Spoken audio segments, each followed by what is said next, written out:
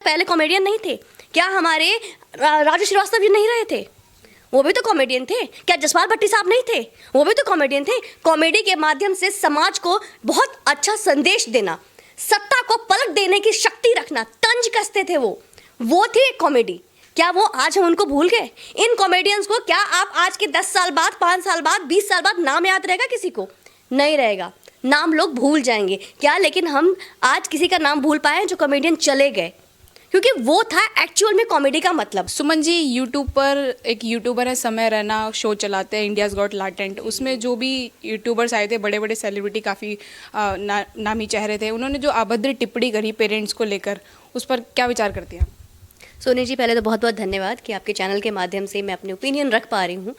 और जो चीज़ें अभी सामने आई हैं कुछ भी शॉकिंग नहीं है एक्चुअली। ये देखो आप, स्टैंड अप कॉमेडियन के नाम पे जो चीज़ें होती आ रही हैं, जो चलती आ रही है, और दिन पर दिन इसका स्तर बढ़ते जा रहा है। ये स्तरहीन, संस्कारहीन और जो समाज को बहुत अभद्रता की तरफ जो धकेलता जा रहा है, ये बहुत ही निंदनीय है। आप इस समय रैना की बात करो, अगर मैं स्पेशली सिर्फ अगर रणवीर की बात करूँ, रणवीर जिनका कि चैनल है जो कि माननीय प्रधानमंत्री के द्वारा जिनको कि सम्मान मिला है। सम्मान मतलब आप समझ रहे हो कि इतने बड़े स्टेज पे बुला के उनको ट्रॉफी दी जा रही है, बेस्ट क्रिएटर का अवार्ड दिया जा रहा है। मतलब कि एक तरफ समाज उनको देखकर बहुत एक एग्जाम्पल सेट करता है कि हाँ, पॉडकास्ट कुछ होता है भाई, इनको देखना चाहिए। वहाँ पे उनके चैनल पे, उनके पॉडकास्ट पे इंद्रेश जी महाराज जैसे कथावाचक आते हैं जो भागवत सुनाते हैं। भागवत जो हमारे धर्म का जो कथावाचक है, वो ऐसे स्टेज को शेयर करते हैं जहाँ पे वो एक तरफ एक चेहरा दिखाते हैं कि वो बहुत ही स्पिरिचुअल है, वो बहुत ही उनके अंदर एक स्पिरिचुअलिटी भरी हुई है, बहुत ज़्यादा धर्म की बातें करते हैं। और दूसरी तरफ इस तरह की बातें जहाँ पे माता पिता को लेकर उनके इस तरीके के मतलब वो शब्द हमारे लिए समाज में कहना और इस तरह की बातों को सोचना भी एक बहुत ही शर्म की बात है। सुमन जी, कुछ उन्हीं के साथ के जो इन्फ्लुएंसर हैं, काफ़ी सारे कुछ छोटे मोटे नाम अगर लेना सही नहीं होगा तो वो डिफेंड कर रहे हैं ये कहकर कि वो शो ही डार्क कॉमेडी वाला है, तो उसमें ऐसा कह देना कोई बड़ी बात नहीं हुई है? पहले तो आज के टाइम में ना समाज में कॉमेडी का मतलब ही बदल गया है कि डार्क कॉमेडी क्या होती है। डार्क कॉमेडी का मतलब, एक मूवी आई थी, आप थोड़ा टाइम पहले देखा होगा, आयुष्मान खुराना की अंधाधुन, जिसमें कि वो अंधा रहते हैं, अंधे होने के नाटक करते हैं। थोड़ा टाइम पहले एक महाभारत बना था जिसमें कि एक डेड बॉडी को द्रौपदी बनाया गया था। वो सब होती है डार्क कॉमेडी। ये मतलब है डार्क कॉमेडी का मतलब कि आप चुप होकर कुछ ना बोले भी समाज को एक मैसेज दे रहे हो, इसका मतलब है डार्क कॉमेडी। आप न्यूडिटी के नाम पे, वल्गैरिटी के नाम पे, अश्लीलता के नाम पे, नग्नता के नाम पे समाज को गंदगी फैलाने को डार्क कॉमेडी कहते हो। और कुछ ऐसे लोग हैं जो कि फ्रीडम ऑफ स्पीच को लेकर इस चीज़ को बहुत ही बढ़ावा देते हैं कि फ्रीडम ऑफ स्पीच है, आज भारत इस चीज़ को एक्सेप्ट नहीं कर पा रहा है। आप ये देखिए कि इस डार्क कॉमेडी का इम्पैक्ट क्या हो रहा है। मैं एक एग्जाम्पल दूंगी, आप देखोगे यही एक डार्क कॉमेडी है जिसमें कि एक रशियन लोग का बहुत इस्तेमाल किया जाता है। एक कॉमेडियन हुए जिन्होंने एक आकर डार्क कॉमेडी में, स्टेज कॉमेडी में बोला कि रशियन तो 6,000 में मिल जाती है, 15,000 में मिल जाती है, इस तरह की बातें करती है। आज देखिए हर एक व्यक्ति इंस्टाग्राम से लेके, चाहे वो कपिल शर्मा का शो हो, चाहे वो समाज में एक सिंपल एक मजाक हो, आज एक रशियन लड़की अगर वो हमारे देश में घूमने आती है, पर्यटन स्थल पे आती है, तो वहां पे उसको उस नजरिए से देखा जाता है कि वो एक प्रोस्टिट्यूट है। ये है डार्क कॉमेडी का इम्पैक्ट। आज हमारी बहन माताएं सुरक्षित नहीं है, क्यों? इस डार्क कॉमेडी की वजह से। क्या पहले कॉमेडियन नहीं थे क्या? हमारे राजू श्रीवास्तव जी नहीं रहे थे? वो भी तो कॉमेडियन थे। क्या जसपाल भट्टी साहब नहीं थे? वो भी तो कॉमेडियन थे। कॉमेडी के माध्यम से समाज को बहुत अच्छा संदेश देना, सत्ता को पलट देने की शक्ति रखना, तंज कसते थे वो थे कॉमेडी। क्या वो आज हम उनको भूल गए? इन कॉमेडियंस को क्या आप आज के 10 साल बाद, 5 साल बाद, 20 साल बाद नाम याद रहेगा किसी को? नहीं रहेगा, नाम लोग भूल जाएंगे क्या। लेकिन हम आज किसी का नाम भूल पाए जो कॉमेडियन चले गए, क्योंकि वो था एक्चुअल में कॉमेडी का मतलब। आज के टाइम में कॉमेडी का मतलब क्या है? सिर्फ जितनी भी गंदे शब्द, अरे मैं तो कहती हूँ अपने बिल्डिंग के गार्ड को शराब पिला दीजिए, आप 200-300 रुपए दीजिए, शराब पिलाई, इससे ज़्यादा गंदी गंदी गाली दे देंगे वो। देखिए वो कहेंगे डार्क कॉमेडी। मैं भी कहती हूँ नीचे गार्ड को आप दीजिए 200 रुपए, पिलाइए उसको, इससे गंदी गालियाँ निकाल कर रख देगा माँ बहन की। तो क्या है ये? डार्क कॉमेडी है? तब तो बहुत अच्छा कलाकार है वो। आप कॉमेडियन के नाम पे अपने आप को कलाकार कहते हैं, ये कला है। कॉमेडी एक आर्ट है। आप ये देखिए कि इस तरीके की चीज़ें बढ़ती जा रही है, तो अब हमें कहीं ना कहीं इसको रोक लगाने की आवश्यकता है। अब इसके समाधान को सोचने की आवश्यकता है, क्योंकि अब ये सोशल मीडिया से उठकर समाज में फैलता जा रहा है। इसका इम्पैक्ट अब हर जगह है। आप यूट्यूब पे, गूगल पे आप सर्च कर दीजिए, जिस तरीके की बातें हो रही हैं, मदर सन के बीच की बातें हो रही हैं, माता पिता पर टिप्पणी हो रही है। आप देखिए सर्च करके इंस्टाग्राम पे romantic poses between mother and son, 10 channel मिल जाएंगे आपको, 10 रील्स मिल जाएंगे आपको, इवन मोर देन दैट। तो डेफिनेटली समाज में ये सारी चीज़ें अब जहर की तरह घुलता जा रहा है। आज ये मीडिया भी इसका बहुत ज़्यादा प्रमोट कर रही है, इस चीज़ को लेकर अगेंस्ट में खड़ी हो रही है, समाज के पार्लियामेंट में इसकी चर्चा हो रही है। तो डेफिनेटली अब इस पर एक सख्त कानून बनाने की ज़रूरत है। ऐसे चैनल को डिलीट करने की आवश्यकता है। एक सख्त कानून की आवश्यकता है कि अगर आप XYZ अगर इस चीज़ को लांघते हैं तो आपको यहाँ पे ये जुर्माना भुगतना पड़ेगा।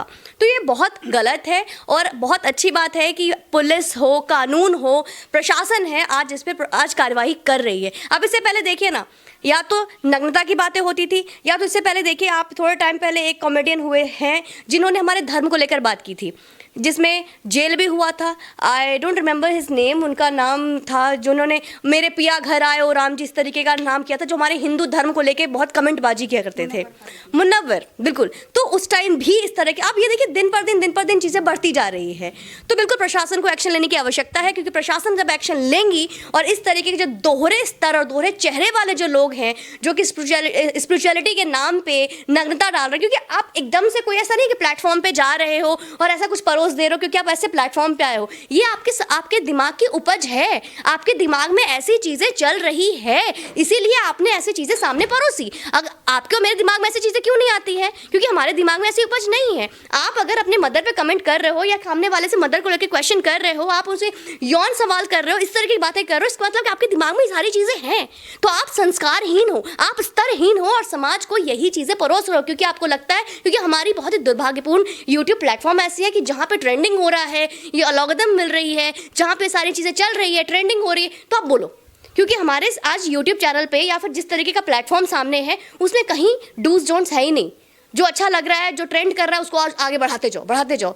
तो वहाँ पे भी रोक लगाने की आवश्यकता है। तो डेफिनेटली मैं मीडिया प्रभारी से और इसके अलावा जो हमारे प्रशासन में ऐसे लोग भी हैं जो कि इन सब चीज़ों के लिए भी एक बैरियर बनाने की ज़रूरत है। माफ़ी को लेकर अगर हम बात करें तो रणवीर अलाहाबादी ने तो अपने इंस्टाग्राम हैंडल से माफ़ी का एक वीडियो मांगा है कि मैं माफ़ी मांगता हूँ। बाकी दो समय रैना और अपूर्वा मखीजा है, इनकी तरफ से कोई टिप्पणी नहीं हुई अभी माफ़ी को लेकर। देखिए, उनकी टिप्पणी नहीं आई है, माफ़ी नहीं आई है, वो तो मैं डेफिनेटली बहुत गलत है। और जो इन्होंने माफ़ी मांगी है वो भी अनएक्सेप्टेबल है। उनकी माफ़ी भी बहुत ही ऐसी ही बेतुकी लग रही है जैसी कि उनकी बातें हैं। उनकी माफ़ी भी ऐसे ही बस नाम की है कि उन्हें जोक्स करने नहीं आता, वो कॉमेडी प्लेटफॉर्म से नहीं है, इसलिए मैंने वो जोक्स के लिए माफ़ी मांग ली है, और मैं शायद कॉमेडी मुझे ट्राई नहीं करना चाहिए था। तो भाई गए क्यों? क्या कोई दुनिया में एक बच्चा, आज एक छोटे छोटे बच्चे के हाथ में प्लेटफॉर्म पे आप देखो ना, 3-3, 4-4 साल का बच्चा ऐसे स्क्रॉल कर रहा होता है फ़ोन। और आज के टाइम में 99% पेरेंट्स के पास टाइम नहीं है कि वो स्क्रॉल करके देखें कि उनके जो बच्चे हैं वो क्या देख रहे हैं, वो इंस्टाग्राम पे कौन सा रील्स देख रहे हैं, सोशल मीडिया पे क्या रील देख रहे हैं। और ये जब जिस तरह के मैसेजेस आते हैं, जिस तरह के वीडियोस आते हैं, हम स्कूल में तो सिखाते हैं बेटा good touch, bad touch, good words, bad words, लेकिन इस तरह के जो मैसेजेस और इस तरह के जो वीडियोज़ वायरल हो रहे हैं, हर तरफ सर्कुलेट हो रहे हैं, वो क्या सीख रहे हैं बच्चे? हम पढ़ाने को तो बड़े बड़े स्कूल से भेज रहे हैं, लेकिन घर पे हमारे बच्चा क्या देख रहा है? वो देख रहा है समय रैना को, देख क्या रहा है रणवीर अलाहाबादिया को। तो ये सारी चीज़ें कौन रोक रहा है? तो डेफिनेटली जो है बहुत गलत है और इस पर एक बहुत ही स्ट्रिक्ट एक्शन लेने की ज़रूरत है। मैं कहूँगी डेफिनेटली इनके चैनल्स डिलीट होने चाहिए, इनको सख्त से सख्त कार्रवाई होनी चाहिए इनके ऊपर, और इनको थोड़े टाइम के लिए जेल में भी डालना चाहिए। आखिरी सवाल सुमन जी, आप भी इन्फ्लुएंसिंग लाइन में काफ़ी टाइम से जुड़े हुए थे, क्या आप ऐसी चीज़ को बढ़ावा देंगे? जो लोग भी इसे देख करके हंस रहे हैं, तालियां बजा रहे हैं, उस क्राउड के लिए भी आप क्या कहना चाहेंगे जो इस चीज़ को बढ़ावा भी दे रहे हैं? वो भी इसी के बराबर है। आज ये जो है ना प्रेडेटर का ज़माना है, आज जो तालियां बजा रहे हैं, कल के डेट में ये इनके मदर और इनके सिस्टर पे जब बातें होंगी तब भी ये तालियां बजाएंगे।